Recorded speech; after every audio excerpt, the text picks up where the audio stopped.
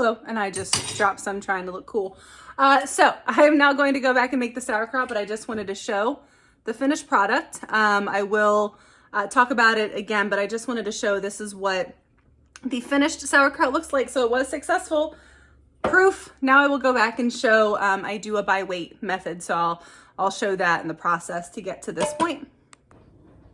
Getting ready to make sauerkraut. I have, I think this is 4 heads of cabbage. I don't feel like doing the math. Divided by 4, whatever you have there, that's how many heads of cabbage it is.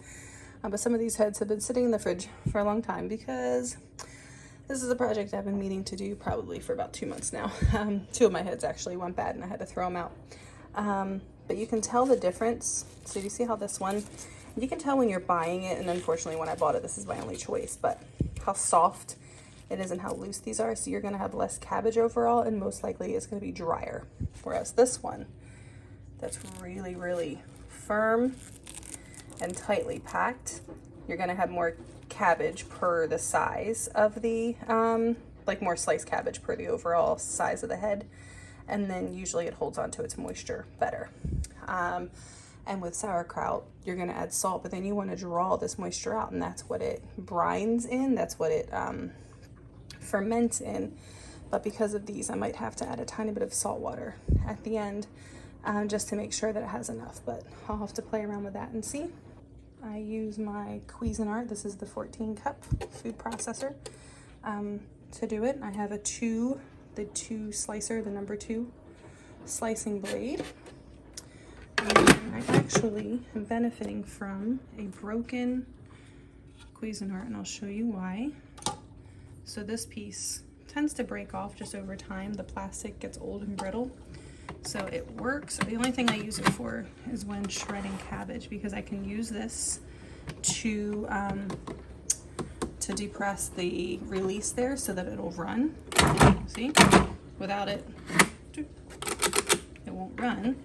But what I can now do is I can put an entire quarter of cabbage. With the one that's full, you have to put this whole thing in, and then you can only cut what fits in that space. So by doing it this way, I basically use this as the entire thing to push down on. So it allows me to cut most of these quarters. Some of them I know I have to trim down a little bit, but here, I'll see if I can show. So I can usually do 2 or 3 quarters and then I dump it. A couple things I think it's important to note. I do not stick any portion of my hand anywhere close to in there, because without this additional guard, you know, obviously it's a little harder to touch the blade. But with it like this, I don't even want to do it, even though I know it's off. But you can stick much more of your hand in there, and you can take your fingertips off. This thing is powerful. So it is something that I am very cautious with. Normally I might do that differently, but I'm trying to do it one hand.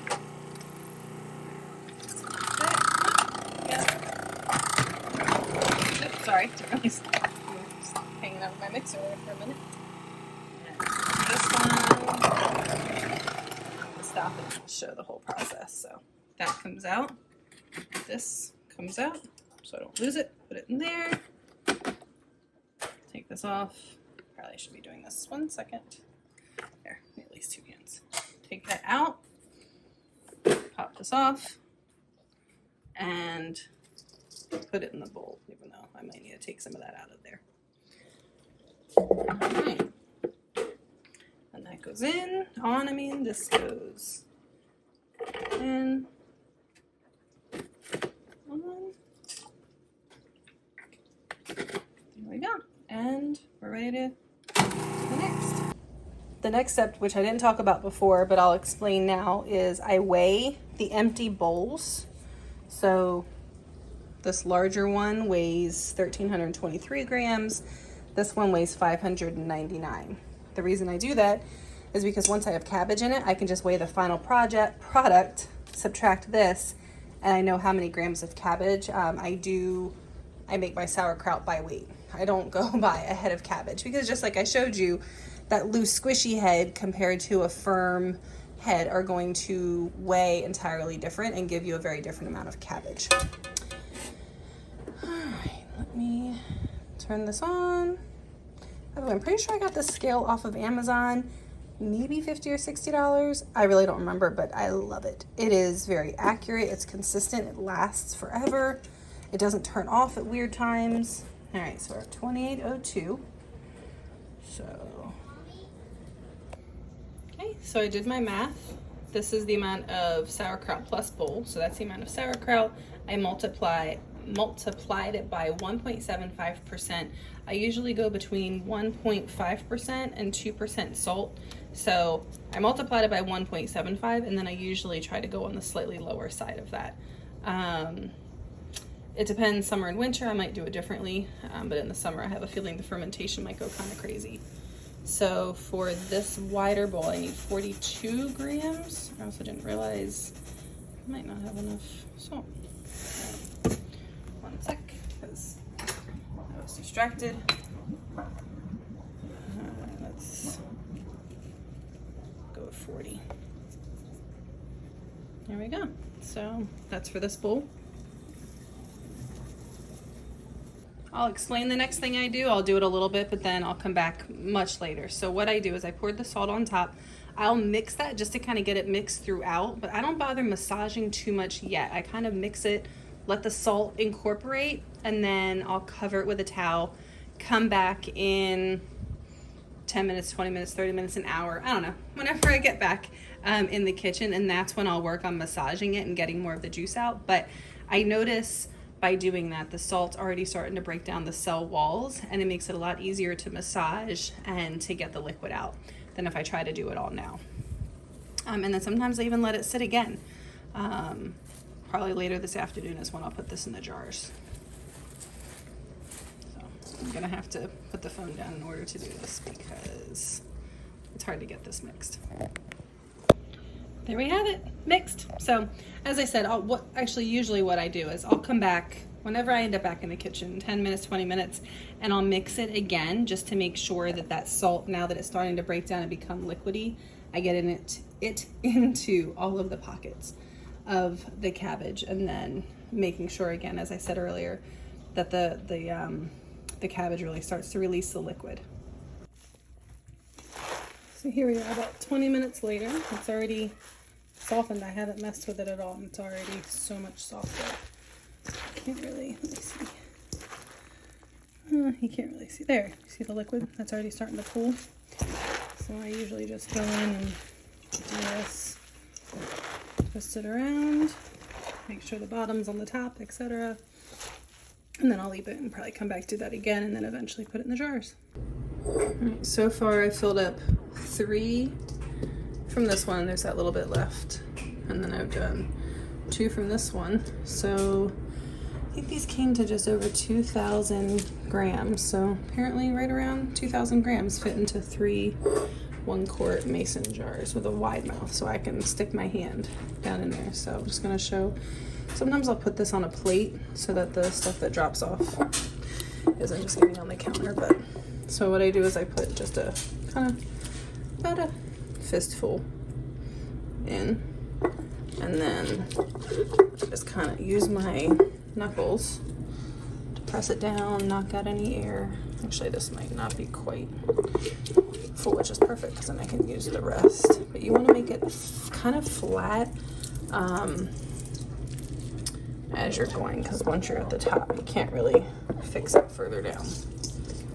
Yeah, so maybe not quite, maybe a little bit over 2,000 per quart, or maybe for 3 quarts. Good thing is, so like that's all the liquid that didn't quite get pulled up. So what I'll do when I'm done is just top all these off. And then I kept some outer part of the cabbage leaves. I probably didn't have to keep quite this much. I got a little carried away, but I'll use those, and I actually like them when they're soft. So I'll use them. I'll go in and clean, kind of like this. Like you just kind of clean, make sure it's pushed down nice and smooth, and then pick up any little pieces of cabbage. Here, I'll just show on this one really quick. All right, 1 sec. Okay, try to rip it to a nice little size. And then, no, I don't use any weights. We did growing up, but we made it in huge crock pots, and then we would use like a plate. Well, I think what we would do cabbage leaves, then a thin cloth, then a plate, and then like a weighted jar to weigh all that down. And then that thin cloth is what we would lift up because the mold would form on top of that cloth. We would just switch that out. But I don't know. I don't maybe ferment mine quite as long, maybe because I'm doing smaller amounts. I haven't really had too many problems. I mean, sometimes I've had to maybe skim off the top. So I probably should have trimmed that. I like to trim it a little bit. 1 second. There we go. I just try to push it down into the edges, and that's why when I'm filling this, I tend to like flatten it and then I push the edges down. And that way I create like a little divot that I can kind of, there we go.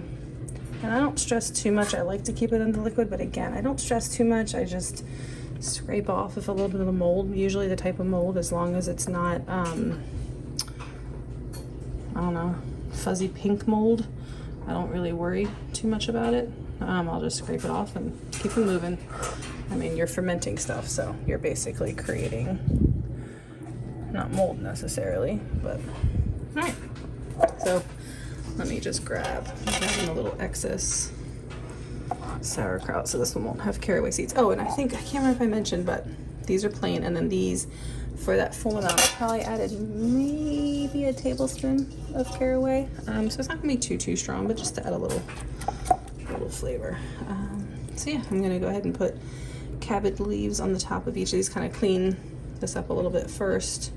Put the cabbage leaves, and then, actually no, I'm gonna do this first because I don't want all those bits of cabbage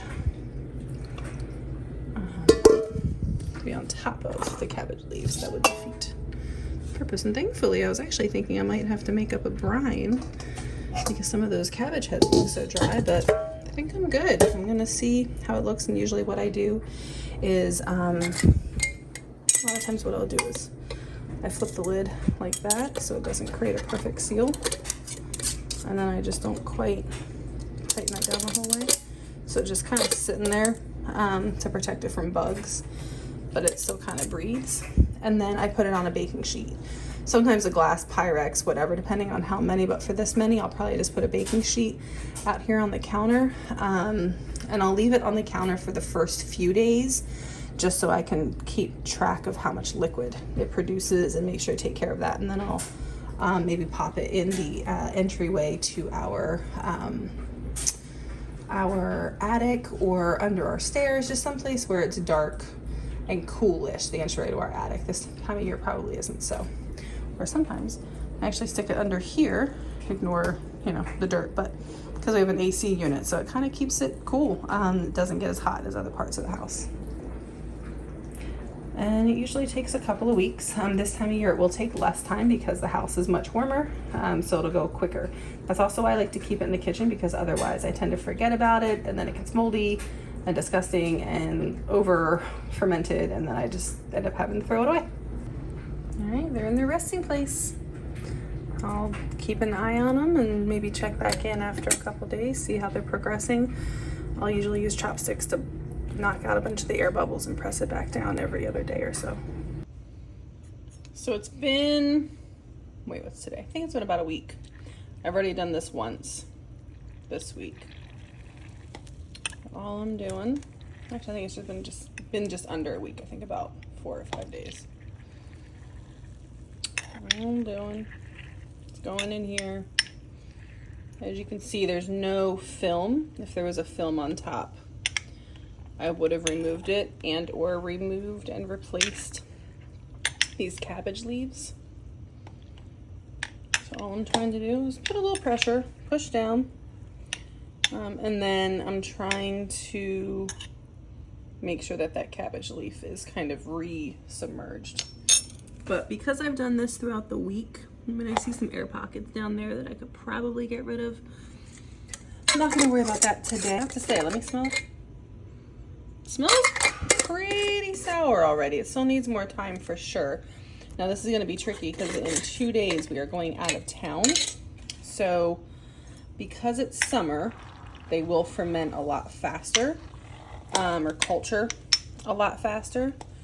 So one thing that I'm thinking of doing is maybe putting them in the fridge while we're gone. And then if they're not quite ready yet, just take them back out for a couple of days, because the fridge won't kill the bacteria. It'll just slow it down. So if they still seem like they have a ways, and I have to say from smelling it, it still smells, wow, okay. Let's try that again. It still has like a fresh cabbage smell. So to me, that's saying that they're not ready yet. And I will check back in maybe on Sunday, and that's when I'll decide if I'm going to put them in the fridge or, well, either way I'm going to put them in the fridge, but I guess I'll decide if they're ready enough yet or if I'm going to take them back out when we get home. Well, how incredibly perfect timing, or what incredibly perfect timing, that my husband made it's like a potato and sausage and onion dish that is very soothing and satisfying. It's pretty chilly out. We're heading into winter. And where we have our raw sauerkraut on the side. This is a perfect accompaniment. This fresh, bright, briny, a little bit salty, not salty, but just that tang, the sauerkraut against this richness. And it's good for your tummy.